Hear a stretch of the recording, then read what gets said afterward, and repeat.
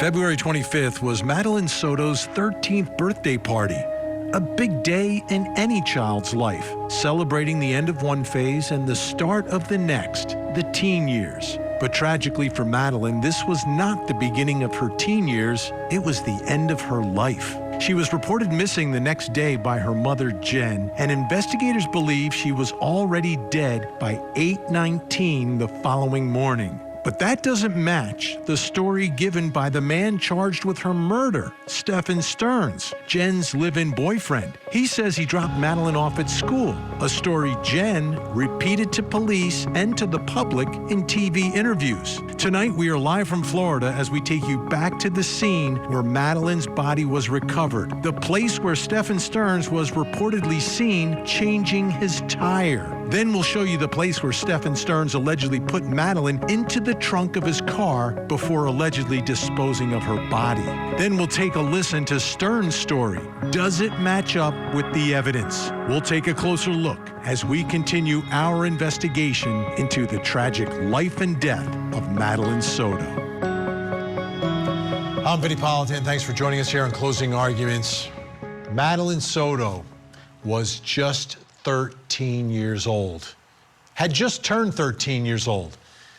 And if you take a moment and just think about the life that she lived. When she was born, her parents weren't together. It happens. But a man comes into her life, and for 5 years, the allegations are he is sexually abusing her, recording it, taking pictures for 5 years. That was her childhood. The childhood that she remembers. This man is in her life doing these things to her. And that was her world that she was living in. And while her mother was there, was her mother really there to protect her? Her mother, Jenn Soto, what was she thinking? To allow and basically tell her boyfriend and her daughter to leave her bedroom and go to a bedroom by yourselves, you two. You two go over there, I need to sleep tonight, you two go somewhere else. And you wonder sometimes how people get access. Like this is absurd, the way this access was given. And these are the words of Jenn Soto herself. So you take her words, you take the allegations, you put these two things together, and you're like, how does this even happen?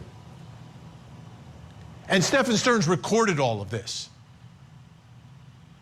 on his phone. That's how they found out. I mean, he has possession of hundreds and hundreds of images going back years, pictures and videos. Sick stuff, absolutely sick. But this was the life that Madeline Soto was living. And Jenn Soto was either oblivious to or turned a blind eye to. Either way, what was she thinking? So in figuring out this case and finding Madeline, because she was missing, that's how this story started. They discovered the phone during the course of the investigation into a missing child. But the key factor in all of this may have been a flat tire on his car. He has to stop to fix a flat. The story's in the news, it's everywhere down in Central Florida. And someone sees the story and says, well, wait a minute. I think I saw that guy. And let me tell you where I saw him. Makes the call. Deputies investigate. And they end up going to the scene where the body is recovered. Take a look here. The witness stated he saw the suspect vehicle, a silver sedan, pull off of Hickory Tree Road, and the subject with a tire iron in his hand, wearing a black shirt and a green hat on backwards, standing near the vehicle. The witness made eye contact with the subject. He stated he was not exactly sure at the time, but it was around 13-20 hours in the afternoon. It's an eyewitness seeing something and saying something because the media is reporting something. It's all about a missing child. But in this case, it was a murdered child. Court TV producer Cody Thomas joining us live tonight from the spot where Madeline Soto's body was discovered in St. Cloud, Florida. Cody, great to see you tonight. So we're returning to the scene. I want you to walk us around there so we really understand it in light of all the new information that we've received. Of course, Vinnie, let me give you a little lay of the land here. As you can see, in either direction on this road, it's pretty rural, it's pretty flat, and as you can see, there's not too many cars coming, so obviously not too busy. Lots of woods, there's even some cows back here behind me over there.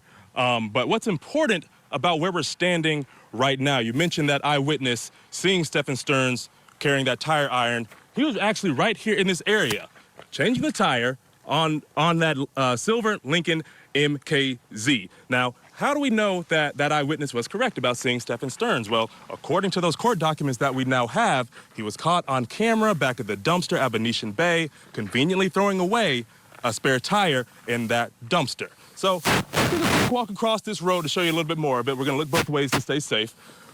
Coming across over here, and this is actually the remainder or the continuation of a memorial for Maddie. As you can see, they've left some lockets here. When we were here just a few months ago, back in March, when the story was still very fresh, it was a little more luster to it, but obviously this community still cares. And actually, as I'm reading the sign right here, it says the memorial display is being relocated, new location to be announced. So obviously, members of this community still care about this story. But what's most important, and also probably the most sad part about this, is that off here to my left, in that bamboo thicket among those trees, is actually where her body was eventually found by police.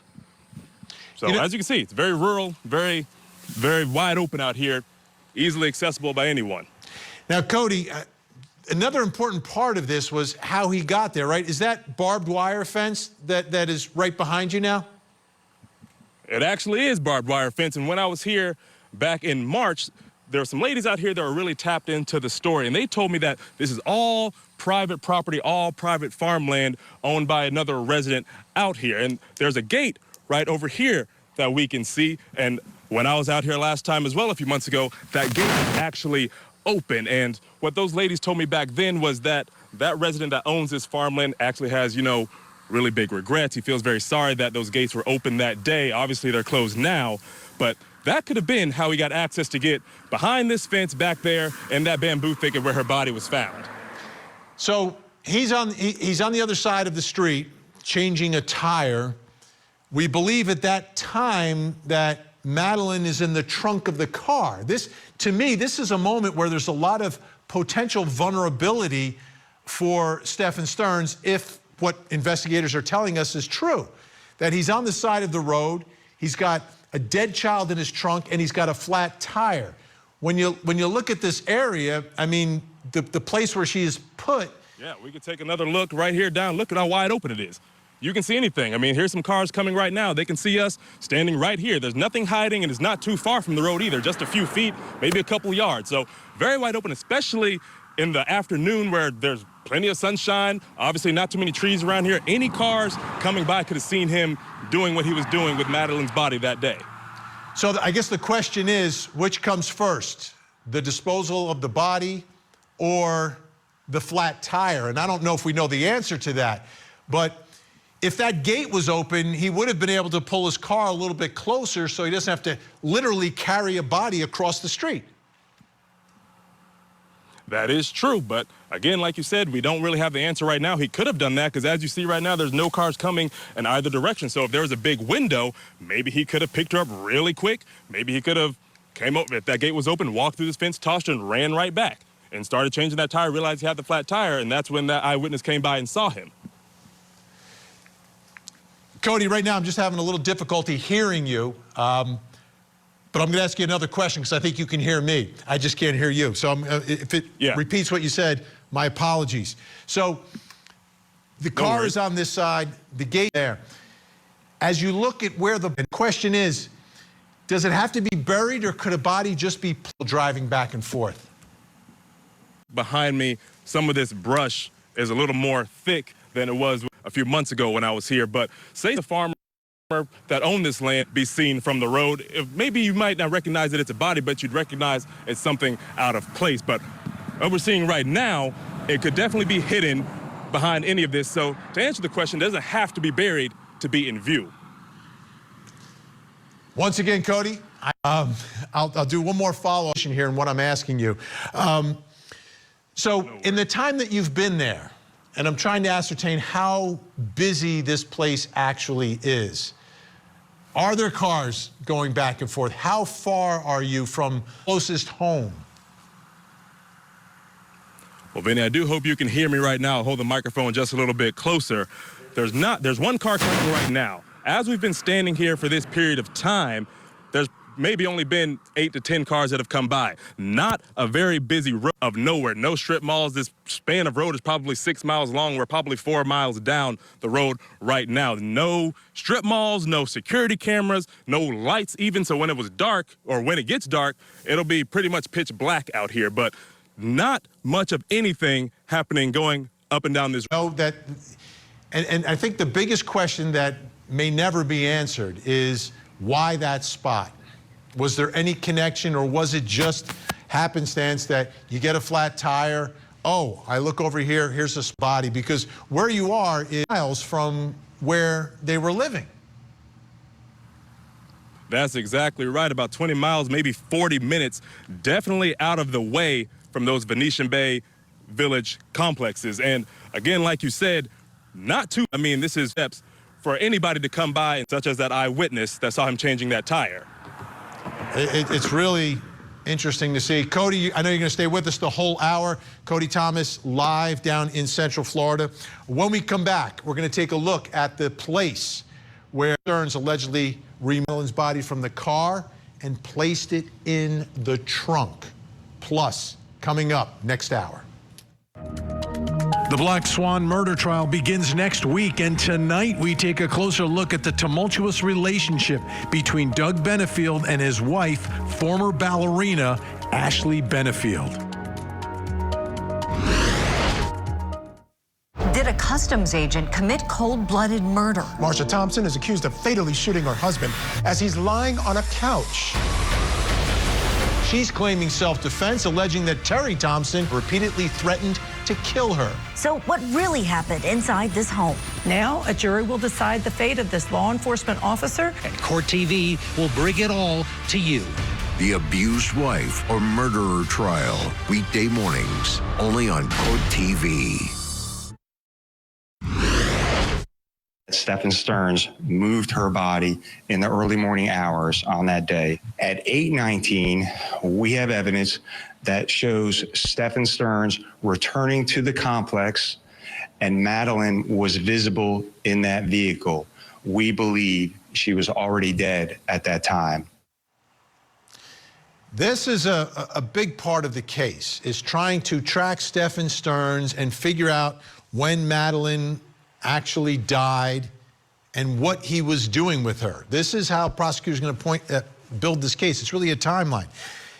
A key moment, though, that we've just learned about recently is at 9:40 a.m., while in the parking garage of the Holiday Inn Vacations building, a male wearing a dark hat, red shirt, and tan pants exited the vehicle and opened the trunk. The male then walked to the front passenger side of the vehicle, opened the door, and proceeded to carry what appeared to be a limp body to the trunk of the vehicle. So this is the moment when Madeline goes from being in the front seat and visible to now in the trunk.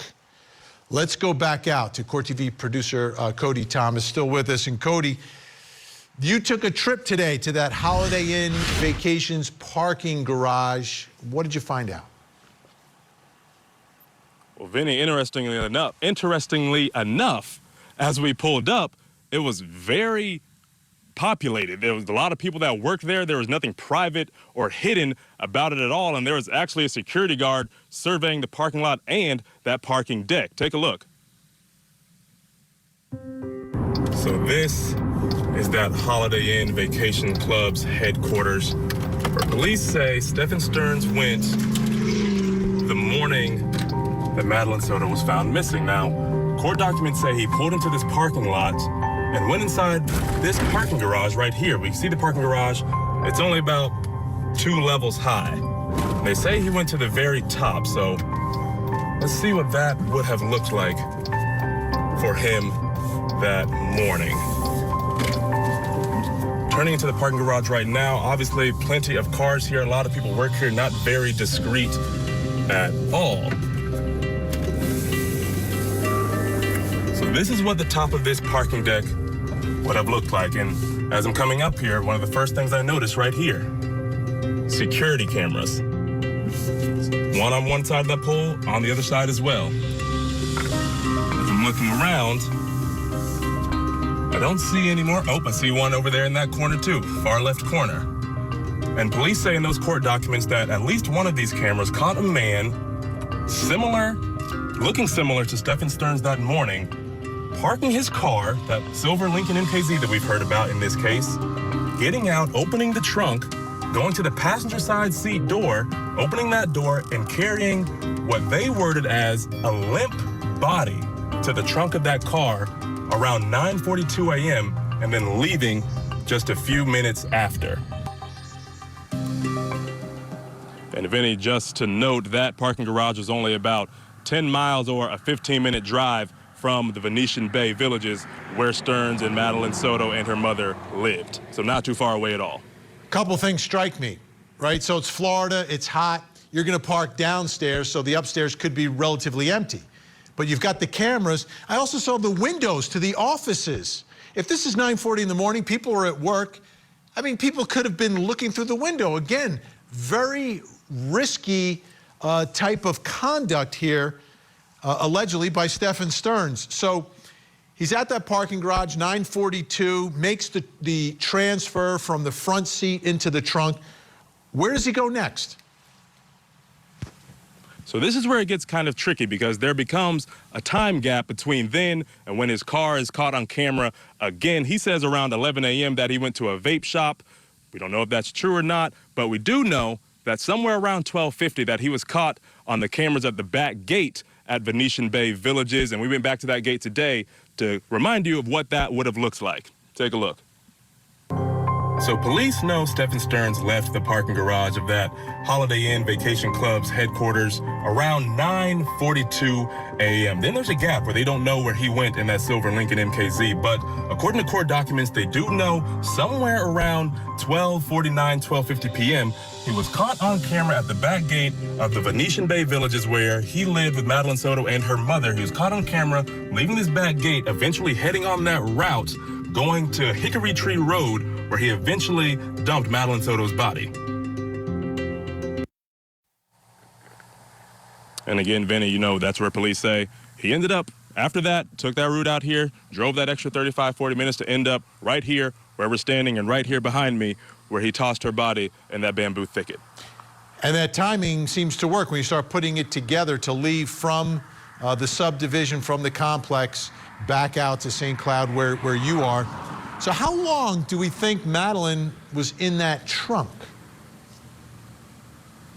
So, Vinnie, this is where it gets even more complicated. So, of course, we know that police say he placed Madeline's body in the passenger seat around 7:35 a.m. And we also know, according to those documents, that he brought that limp body from the passenger seat at the top of that parking garage to the trunk around 9:40. Now, when the next intersection camera picks him up turning on this road, on Hickory Tree Road, that is around 1:20. And Vinnie, I'm not the best at math, but from 9:40 to 1:20, that's almost 4 hours. So she was in there for a very, very long time. Once again, in the Florida heat, it gets warm down there. I live down there. It gets very warm. I know you live in Florida as well. All right, Cody's going to stay with us. We have more to ask, but let's bring in our think tank right now. Joining us tonight, criminal defense attorney Eklund Mercy. Also joining us, criminal defense attorney and the attorney who represented out in Arizona, Kirk Nurmi is with us, and El Presidente of the West Coast Trial Lawyers, former federal prosecutor Nima Rahmani. Great to see everyone tonight. This case, everything is at stake. You've got the sex abuse charges, but then you have the separate charges for the murder. It's a death penalty case. Eklund Mercy, looking at the conduct or alleged conduct of this man, from my perspective, the thing that really strikes me is how risky a lot of this is. You're going on the top of a parking deck right when everyone's getting to work, and you're taking a body out of the car and throwing it in the trunk. You are pulling off to the side of the road, got a flat tire, you're popping the trunk, and then you're taking a body to the other side of the road and dumping it in the bushes. What are your thoughts? Well, under my mentor, Sue Ellen Fleming, she always says that child molestation cases were worse than murder cases. And here we have both. And the issue is, I've never seen them together. So especially you have somebody who's made a habit of it, and suddenly we have a death. So it's a surprising event, and his actions seem erratic. So the problem is with cases like these, because they're kind of morally repugnant, it's really hard to really investigate, because it's hard to find people who will either want to investigate it, want to prosecute it, or even defend it, because there's so much footage. And the problem is the footage, unfortunately, although repugnant, holds keys to what actually happened to Ms. Soto. And it sucks, because you need somebody to look at every single video to make sure she wasn't sold, that other players weren't a part of it, because the actions were so erratic. Let me ask you, Kirk, what are your thoughts about that spot where Madeline's body was left? Do you think it's a flat tire? It's just oh my goodness, I have a flat tire, and it's just, okay, looks across the street and sees a place to do it? Or do you think the body is left there and something else happened? For some reason, this tire ends up flat. Vinnie, I do. And sadly, I think this is a situation where he probably did get the flat, went to the trunk to gut it, and realized he needed to dispose of the body, and felt like this was as good a place as any to dispose the body. So, I don't think any of Mr. Stearns' behavior is anything other than risky. I mean, he recorded some of this vile behavior. He did some of his acts on the Cape, as you said, on video, and this is just consistent with that. I think it's just happenstance. He's going to cast himself as a victim throughout this trial, and so I think this is all just consistent with his morbid mentality. Nima, that parking garage, there's cameras everywhere capturing a lot of what he's doing. Does that strike you as someone who has planned this, or someone who is in a panic and is just reacting to whatever happened here? I mean, I'm trying to understand it, because there are literally like cameras at the dumpster when he's throwing away the backpack. There's cameras when he's carrying the body. There's cameras at the entrance and exit of the complex, and it seems like he's propping her up in the front seat, and she's either dead or passed out.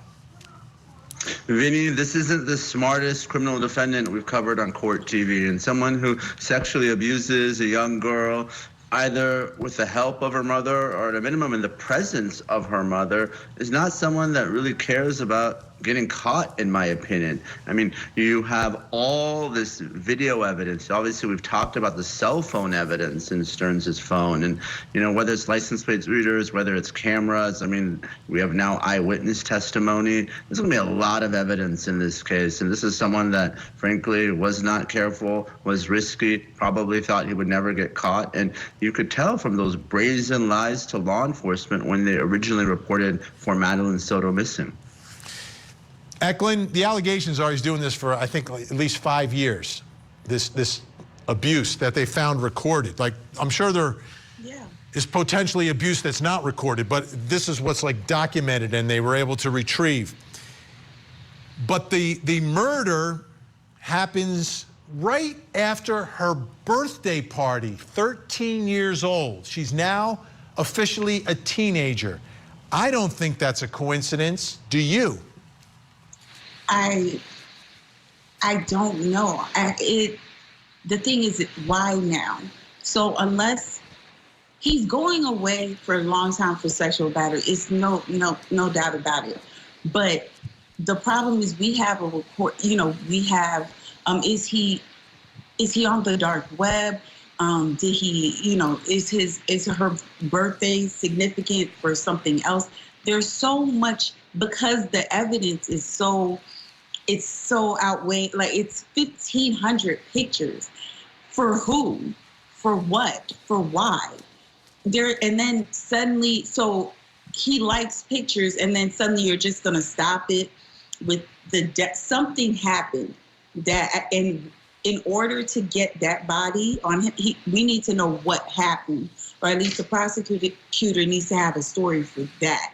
Because to be so consistent, unfortunately, he was so consistent with his with the other crimes, like consistent with the other crimes, and then suddenly, just out of the blue, we have this. Although it's her birthday, but even then, why not the 12th, the 11th? So the prosecution has to make sure that they answer that. You don't want to just fumble it because we have all of that other evidence. We want to make sure that, it's cinched up tight. Absolutely. All right, Think Tank staying with us. Cody Thomas still with us. Strange fact that has just been revealed. That night, after she's reported missing, another one of the vehicles from that house returns to the scene where Cody is tonight. More details when we come back.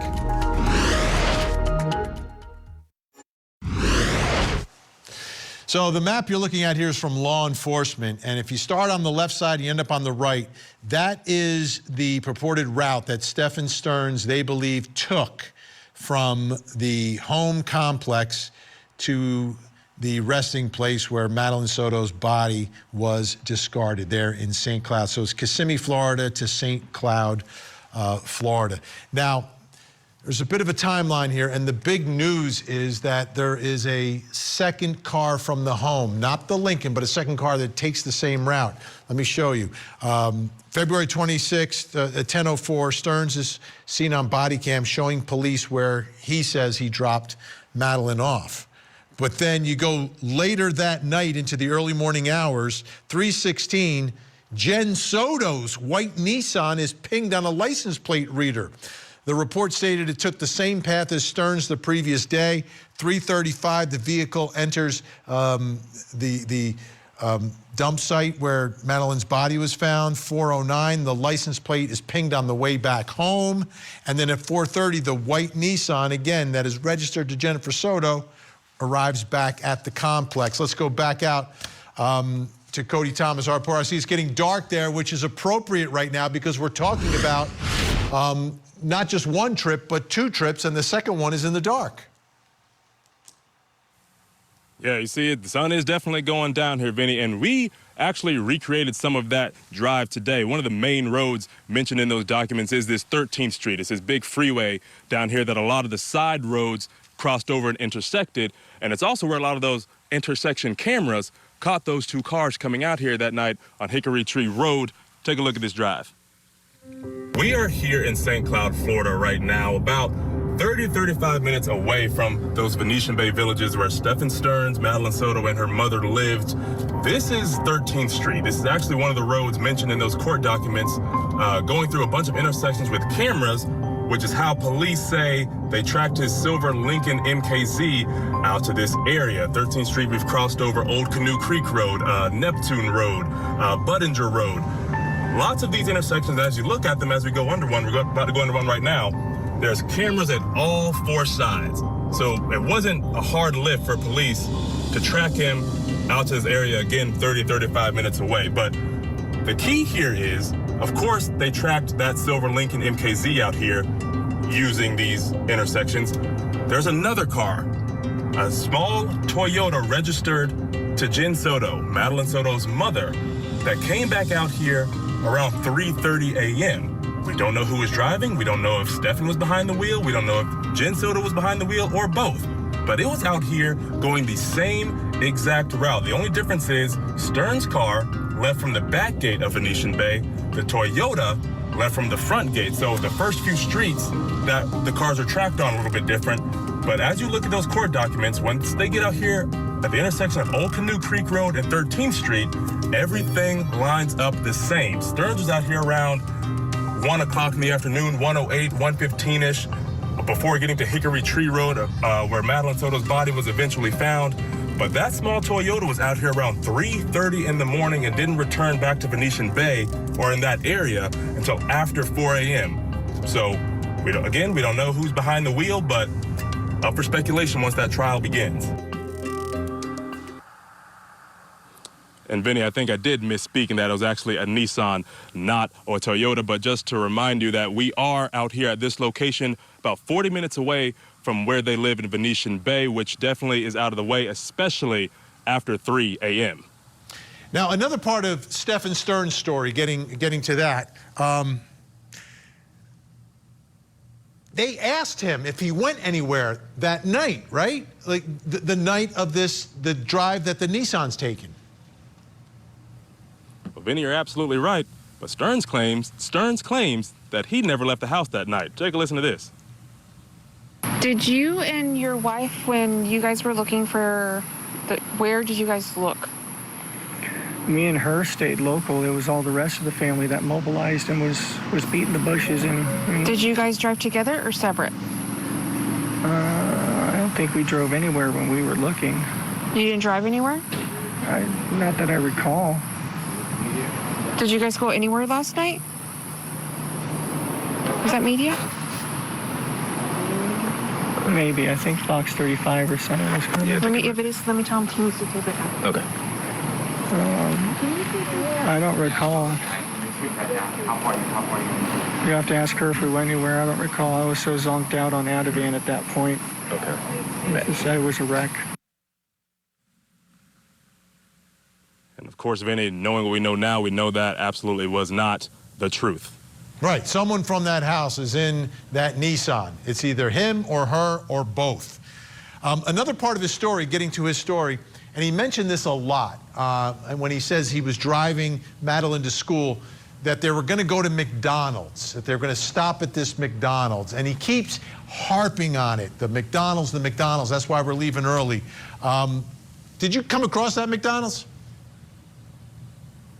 Well, yeah, I did. I found that McDonald's today, Vinnie. Of course, at that given moment in time, before knowing what we know now, it became a battle of his story versus the police's story. But I did find that McDonald's, and it actually wasn't too far away from Hunters Creek Middle School, where she was supposed to be that morning.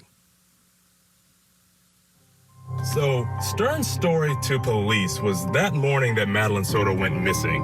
He says they got up early to go to McDonald's. They left. Madeline had already eaten a bagel or a biscuit or something of the sort. She wasn't hungry. She didn't want McDonald's. They ended up going back to the house early before he says he eventually took her to school. Now, we now know that's not true. And this McDonald's is on Town Loop Road. It's only about 10 to 12 minutes from Venetian Bay where they lived. And actually on the drive over here, we passed Hunters Creek Middle School where Madeline Soto was supposed to be that day. And we also passed Peace United Methodist Church where Stern says he dropped her off in order to walk to school that morning. Again, we now know that's not true. We now know that Stearns was actually on a different route, headed out to Hickory Tree Road in St. Cloud where Madeline Soto's body was eventually found. And again, Vinnie, that was yet another untruthful story told by Stephan Stearns, and there could be many more to come as this case continues to develop. All right, so just a real quick question. It's really dark behind you right now. They were there, and it's just past sunset.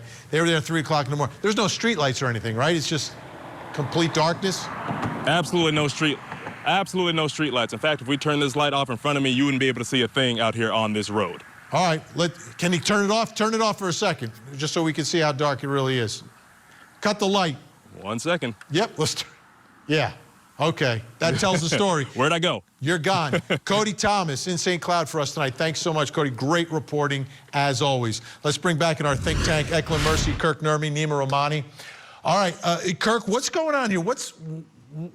what are the questions you have about this second trip by a second vehicle from that household? It's Jenn's car. Stephan obviously could have access to it.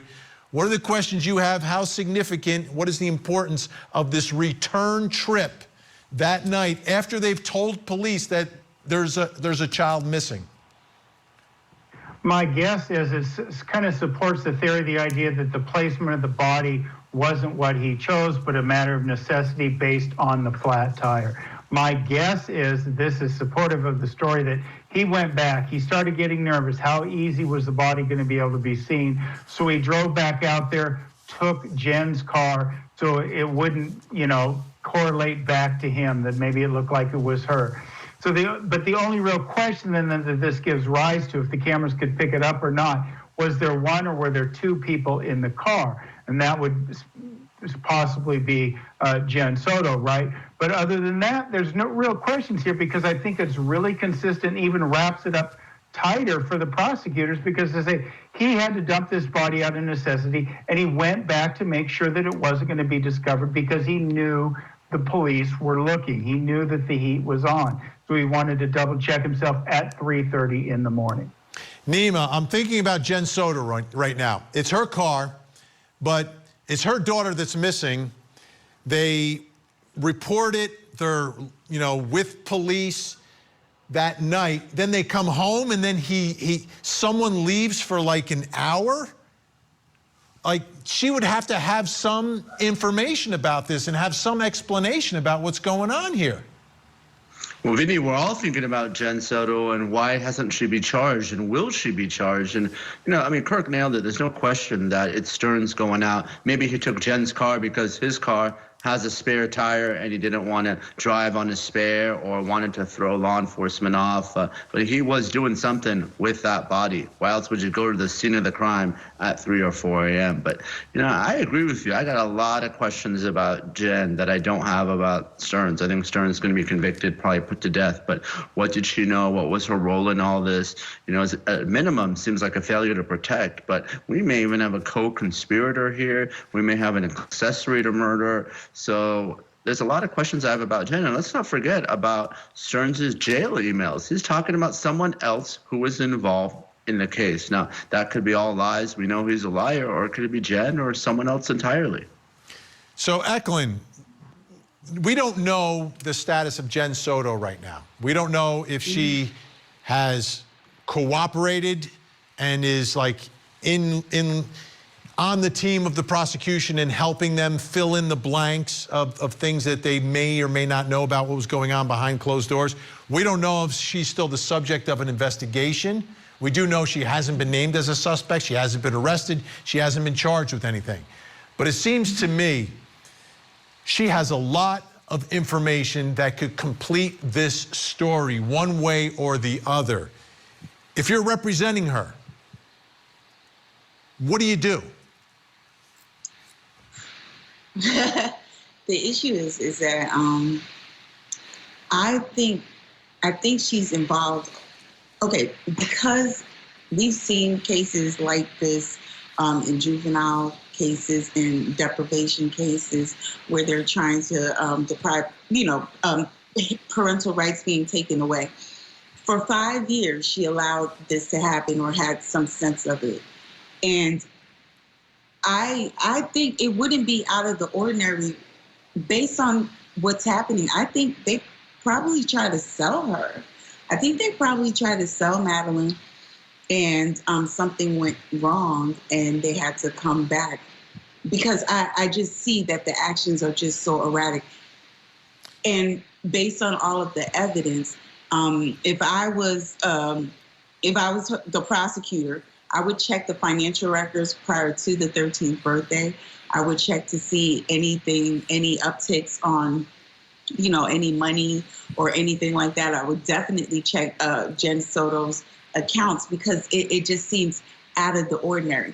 Then I would check to see, the rape kit will tell us what's up. We're about to find out a lot during trial, but I would also want to check to see the stomach contents, if it matches with, the bagel that he stated that, they apparently sell at McDonald's now. So there's a lot of things. There's a lot of things, and I think that this would be my, come to Jesus meeting with Madeline. Like, the only thing that can save you now is the truth. But she hasn't been prosecuted, so it's her. It's her hasn't been now. named as a suspect again. Like at this point, we know free. nothing, and she's free, presumed innocent, and not charged, and not named as a suspect. Let me ask you, Kirk. The other part of the story a lot of people wonder about, is it possible, saving all these images, is it part of something deeper and darker and connected to others?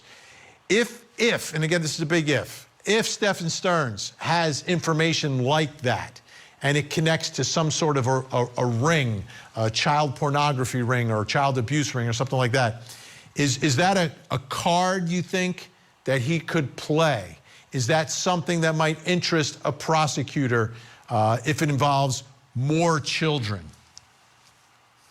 Maybe, but that really depends on if there is a paper trail to support him and or his testimony is needed to do that, right? When we talk about posting these images, were they posted anywhere? Were they shared anywhere? Or did they go on the dark web as Eklund mentioned? So there's all those kind of things. And obviously, this man is a notorious liar, so his word alone isn't going to be enough. He's going to have some need to have some substantiation for that. I think one thing that's interesting about the emails that Nima mentioned earlier is that, Mr. Stearns fancies himself as a victim in this case. He's not the only one who should go down or who should bear responsibility. So it does seem, Vinnie, if such is the case, if that horrific step of distribution took place, that he might be in a mindset where he wants to distribute because he's a victim, or he wants to get those to whom he distributed to. And so he's going to cast himself as a victim and throw them under the bus as well. Great job, Eklund, Mercy, Kirk Nurmi, Nima Romani. Thank you so much. I know your time is valuable. We appreciate it.